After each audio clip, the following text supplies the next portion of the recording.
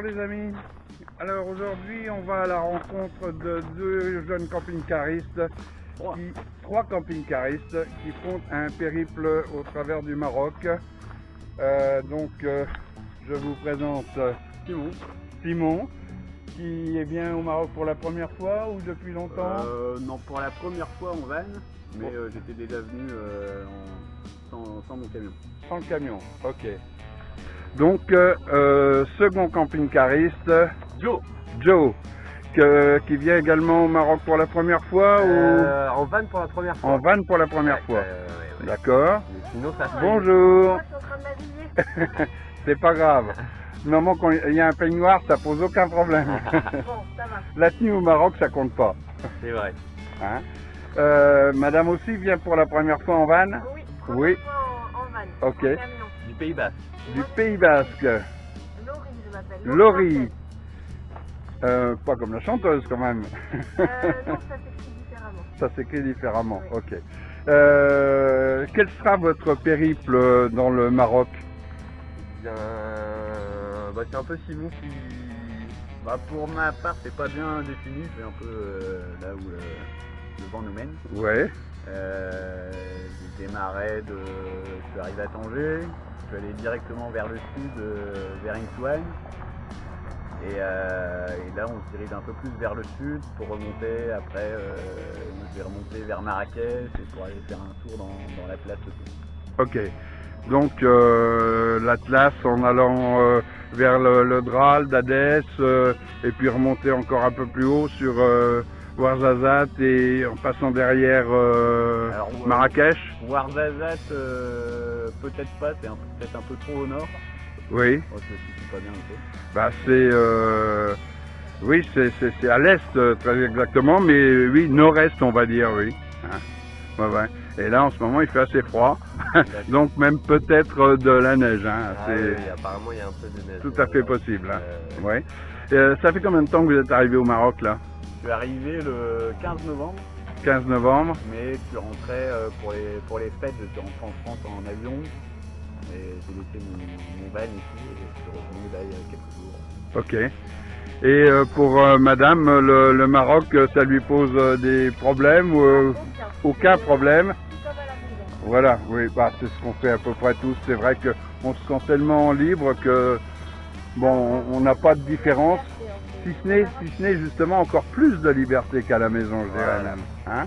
Parce que la maison, on a effectivement des contraintes. Quand on est comme ça en camping-car, en van ou autre, on est d'une liberté totale. Hein, et on voit de plus en plus de couples de jeunes qui d'ailleurs se mettent à vivre à l'année même en camping-car, en profitant de ce que nous offre maintenant YouTube et autres pour faire rentrer un petit peu de sous.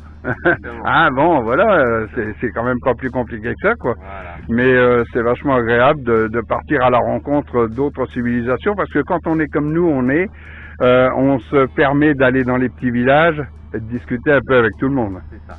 Hein? Et les Marocains sont très accueillants. Très.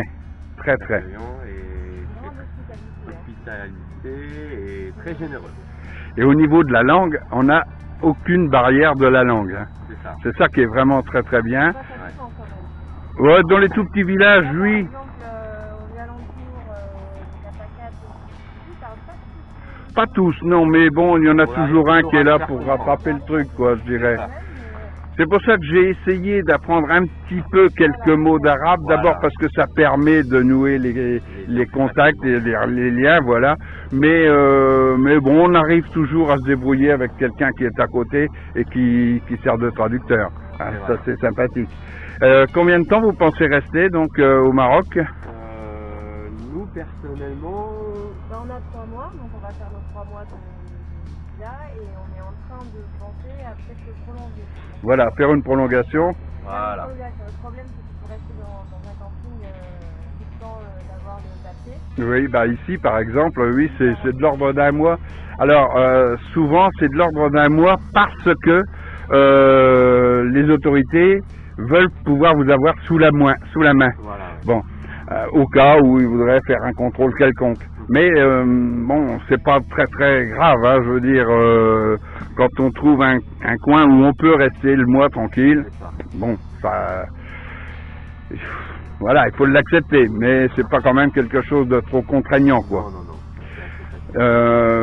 Certains campings, eux, offrent la même prestation, mais déjà, par exemple, ici, c'est pas très cher, c'est 50 dirhams par personne. Ouais. Certains campings vont vous demander jusqu'à 200 dirhams par personne.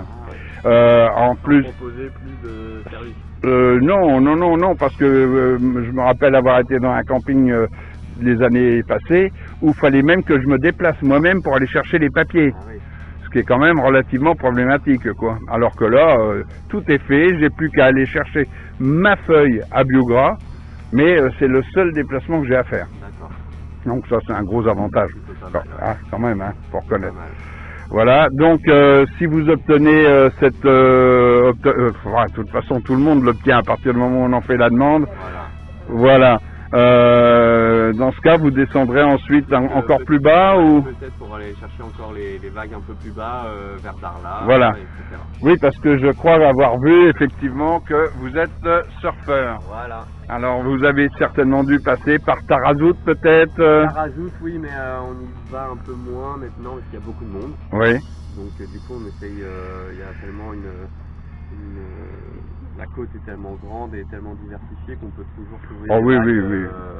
un peu avec un Bah, peu quand de- vous allez descendre un petit peu encore vers Tata, tout ça, éventuellement, pas Tata, Tantan, pardon, vous allez trouver de la belle vague encore là-bas. Hein. C'est assez sympa, hein. Il y a des beaux spots. Hein.